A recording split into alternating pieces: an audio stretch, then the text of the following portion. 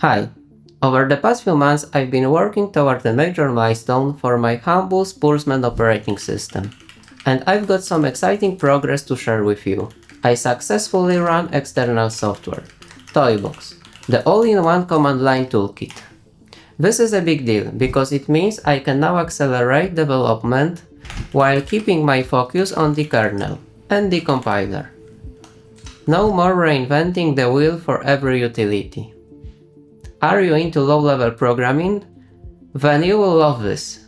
Let's walk through what Toybox is, what it took to get it running, the challenges I faced, and how you can try out my OS even without having my custom Emez PC board. But wait, that's not all. I also managed to run a game. Not that throwaway crap that I hacked for the previous episode. This time is the real deal. Do you feel a sense of nostalgia evoked by those lines? If they are familiar, you already know what the game is. If not, no worries, the answer is hidden somewhere in the video. So what exactly Toybox is? It's an all-in-one command line tool that bundles together dozens of POSIX compatible utilities, together with programs like Bourne Shell implementation, into a single, lightweight executable. If you've heard of BusyBox, Toybox is a similar concept, but with a different, less restrictive license. Before we dive deeper, let me give you a quick reminder about the hardware I'm working with. This project runs on my custom board, which I call Emez PC. At its heart, it's an RP2350 microcontroller, paired with expansion slots on PCB. Those expansion slots are used to add on boards. The board hosts a 150 MHz dual-core Cortex-M T32 CPU, along with 8 MB of external PSRAM and 16 MB of flash memory. On top of that hardware, I'm building my own operating system, completely from scratch. And it's written in Zig. One of its standout features is a dynamic loader designed for MMU-less devices. Thanks to that, I will be able to run new programs directly from external memories, for example from SD cards, without having to reflash the device every time. Now, why did I want Toybox running first? Because Toybox provides the bare bones of a user-land environment. As the sole developer of this OS, it's a far more efficient way to leverage existing tools like a shell or core utilities, rather than reinventing everything from scratch. This way, I can focus my energy where it matters most, developing the operating system itself, along with the compiler and the C standard library. Wait, did I just say I've been developing a compiler? Yes, and not just any compiler. I now have a C compiler running directly on the microcontroller itself. That means I can write, compile and execute new programs right on the device. No cross-compiler on a host machine is required. This compiler is a fork of TinyC, extended with support for the ARMv8-M instruction set, plus a custom ABI and file format designed to work with my dynamic linker. And here is the best part. It is flexible. I can also build it as a cross-compiler, so whether I'm compiling natively on the microcontroller or building a full system image on my host machine, I'm always using the exact same compiler implementation, which means the same bugs should be visible. Now you might be wondering, can I try your OS without having a custom Emez PC board? The answer is yes. A few months ago I added support for the Pimoroni Pico Plus 2, combined with the Pimoroni VGA board. Here is how you can get it running. First, prepare SD card. For now there is any partitioning tool available, so you need to partition card with MBR layout on other device. I'm using gparted for demo.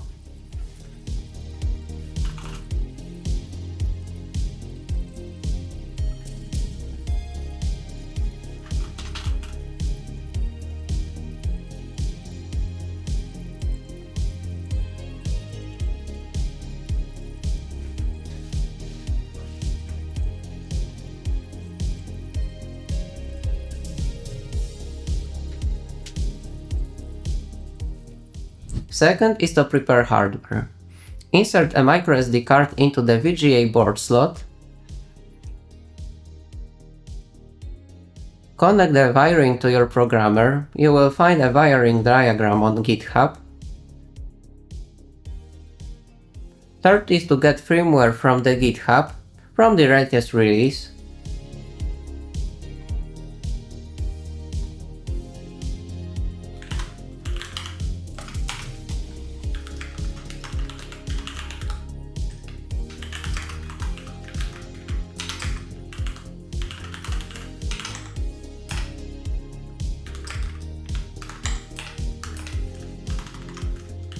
And after unpacking, you will see two files. The kernel, which must be flashed at the beginning of flash memory, and the rootfs image, which for now needs to be placed at the hard-coded address. This will change in the future once I implement a proper bootloader. You can open a serial connection to the RP2350 to watch the booting procedure. Then check addresses in the script and use your programming tool to flash images on the correct addresses. Or to make life easier, just use the provided OpenOCD scripts, which handle everything automatically.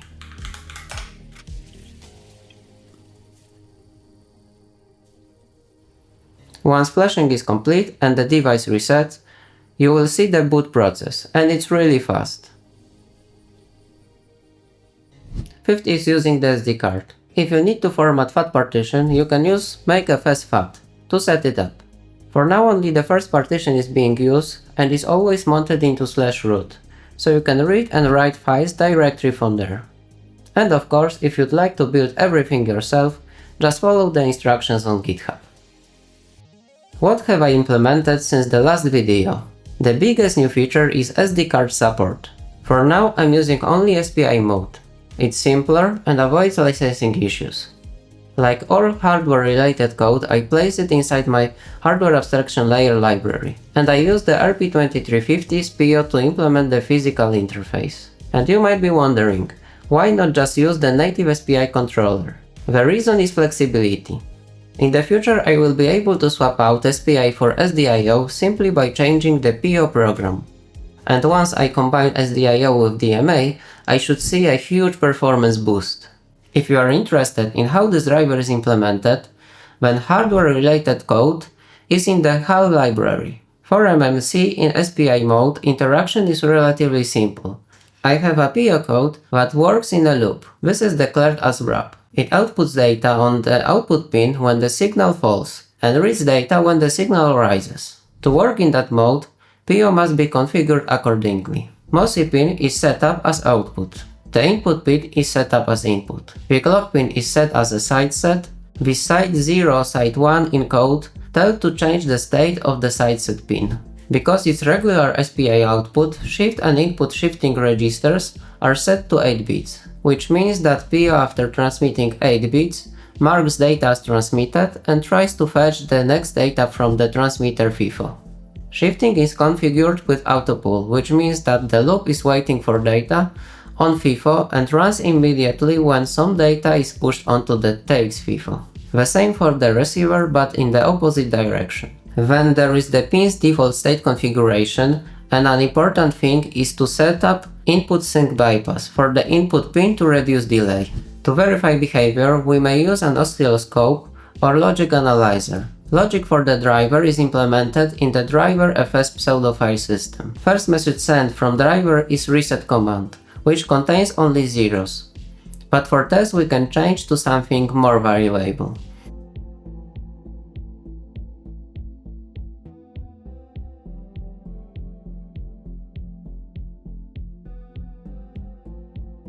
So I have a Pimorani Pico board on the right side and oscilloscope on the left side.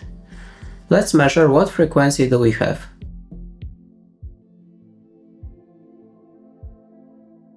(250 kHz is fine and meets requirements for card initialization.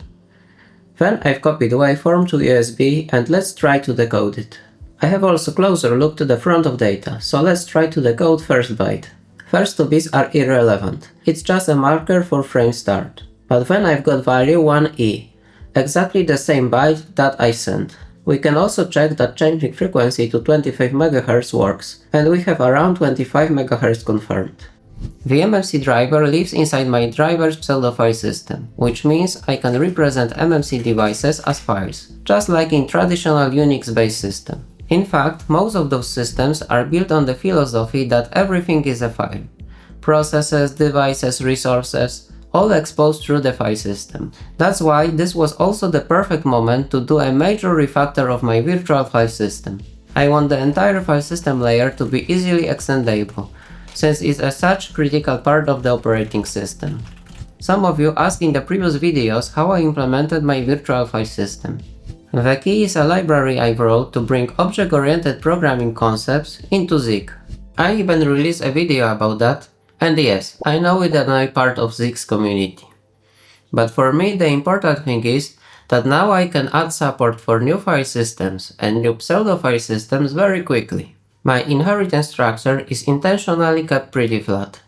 For the file system, I define a single iFile system interface and one base class for read-only file systems, and each concrete file system like ROMFS, RAMFS, or pseudo file systems like driverfs or procsfs inherits from them. In the source code, this interface declares all the virtual functions that can be called on any file system object. Each file system implementation then just provides its own versions of those functions. Files and directories are represented by a node, which is a Zig union type, containing either an A file or an I directory interface. At first, I treated both files and directories as files, but that forced directories to implement file-specific functions, which didn't make sense. Splitting them into iFile and iDirectory fixed that design issue. For writable file systems, iFile is implemented directly. For read-only file systems, I introduce an additional base class that provides default implementations for unsupported methods, similarly to iFile system. That way I reduce code duplication and keep the target implementation smaller. With that in place, I added a driver for MMC devices, including partitioning support. In the device tree, this shows up under the familiar /dev directory. /dev mmc represents the raw block device, and /dev mmc 0 partition 0, 1 or 2 represents its partitions. On top of that, I integrated a well-known embedded file system, which is Chan's FATFS library. All I needed was to write thin wrappers so it could fit into my file system interface. And this was surprisingly straightforward. Since the Toybox shell and its core utilities rely heavily on pseudo file systems like /procs, I also had to implement those. Now I have some of the classic files in place. For example, you can read processes information from /procs/pid status, just like on a Unix-like system. Adding Toybox itself turned to be pretty straightforward. I already had a build-rootfs script, so all I needed to do was to add Toybox as a submodule and then write a simple wrapper to call its makefiles, with the right flags, mainly for the cross-compiler setup. I started by selecting the tools that I wanna use by using make menu config from the root of Toybox repository. Then I copied a predefined devconfig as a template, which now my script reuses automatically. I did have to apply a few patches to the Toybox, but those were mostly workarounds for the features not yet supported by my compiler. I will address those limitations properly later. For now, patching Toybox works just fine. While compiling the Toybox shell, I ran into a problem. Toybox makes use of setjump and longjump. If you are not familiar with them, setjump saves the current CPU context, things like the program counter, stack pointer, and call saved registers into a buffer.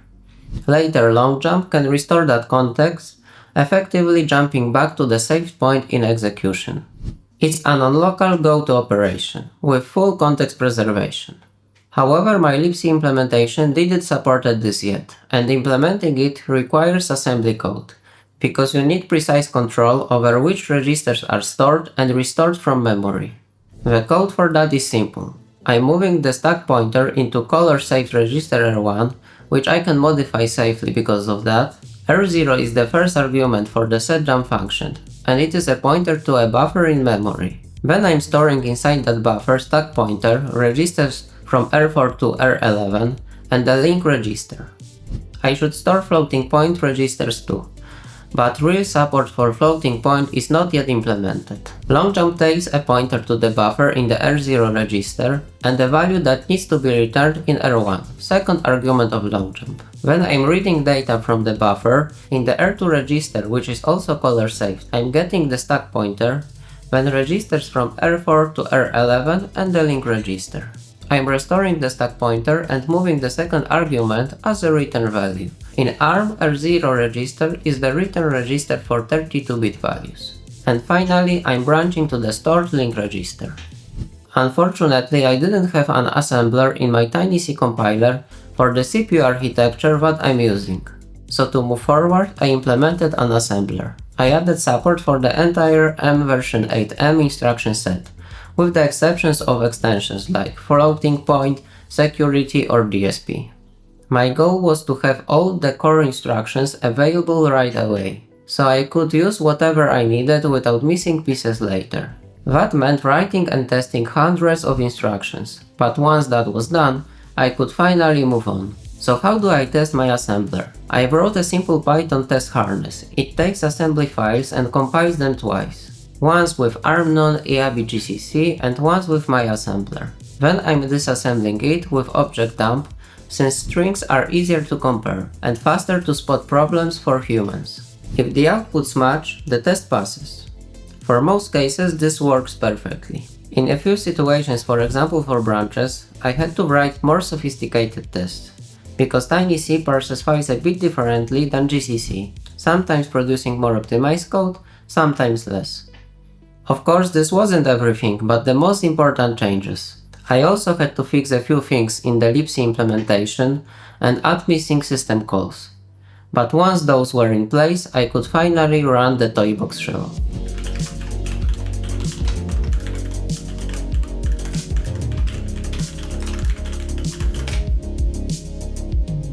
That's when I hit another problem. Starting Toybox with my dynamic loader was painfully slow. To figure out why, I wrote a simple benchmarking utility.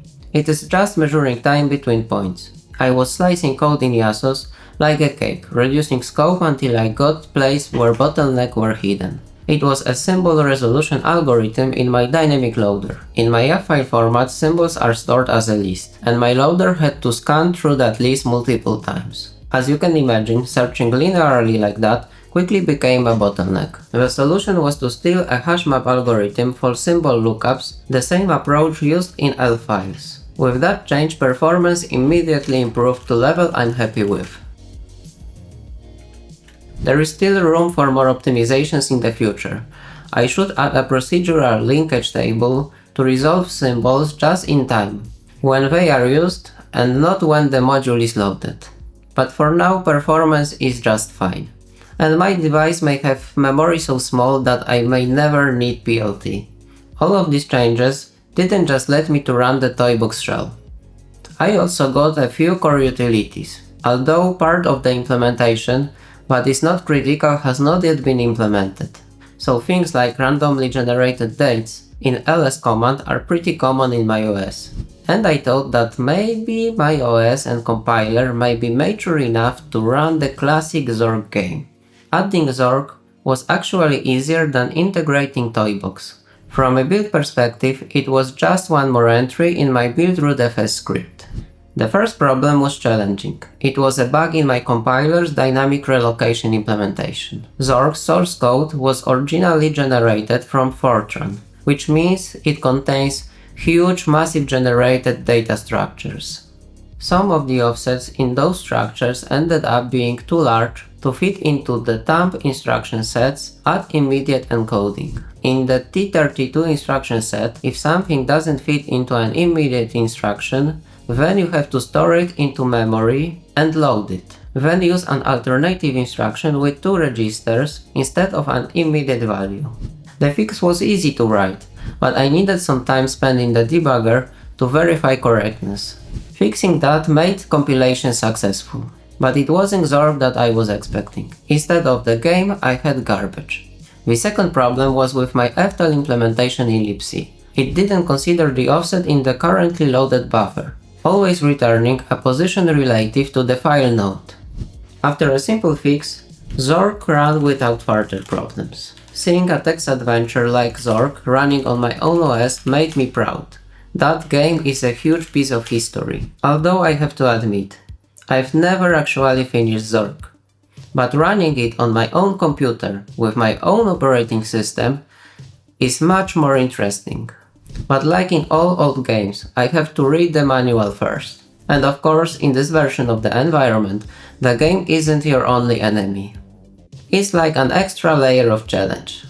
The last big thing I tackled was kernel testing. Since I already had my own OOP framework, I wanted an easy way of generating mocks. Unfortunately, because OOP isn't really part of Zig's paradigm, there aren't any ready-made libraries for that. But extending the framework I'm talking about wasn't really too hard. Now, by simply calling a function on an interface declaration, the res is handled at compile time through reflection. This is really one of the most powerful tools in the whole Zig environment. At least for me, I can save a lot of boilerplate code thanks to that. With those in place, I can use mocks just like in popular frameworks, setting expectations, using matchers, or even invoking callbacks. Writing this test turned out to be extremely valuable. They uncovered a lot of bugs in corner cases. I found the process so interesting that I ended up covering almost the entire existing codebase. Of course, mocking was used only for interfaces. The rest of the system required more work to set up the whole modules under test. Some time ago, I also set up functional tests running on a server. The setup is a Raspberry Pi connected to the Pimoroni Pico board I showed you earlier. This was one of the reasons to add support for that board. These tests verify that core features are working correctly. If you look, for example, in ls test, it tries to call ls command with different arguments and verifies outputs. Additionally, the kernel is compiled with memory leak detection, so it also verifies that no memory is leaking. I added a tracker list in the malloc wrapper in my OS. Someday, I may need a more sophisticated implementation. But it is better than that. And it dumps stack traces that I can later decode using a script. So let's introduce a memory leak in the code.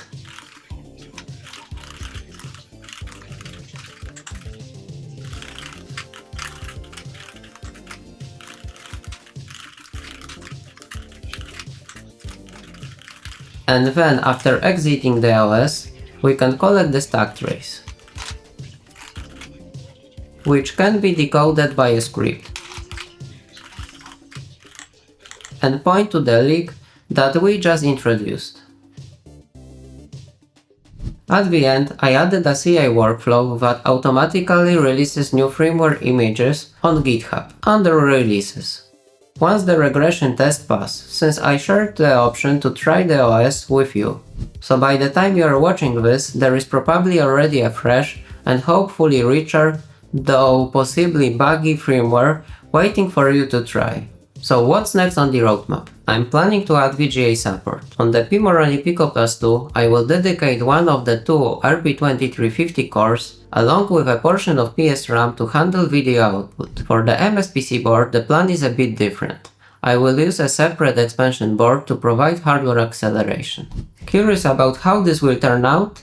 Stay tuned, because my ultimate goal is to get Doom running. But as I said, I still need video output and USB support for the keyboard and mouse. And of course, assuming that Zork doesn't steal all of my free time. Thanks for today and see you soon.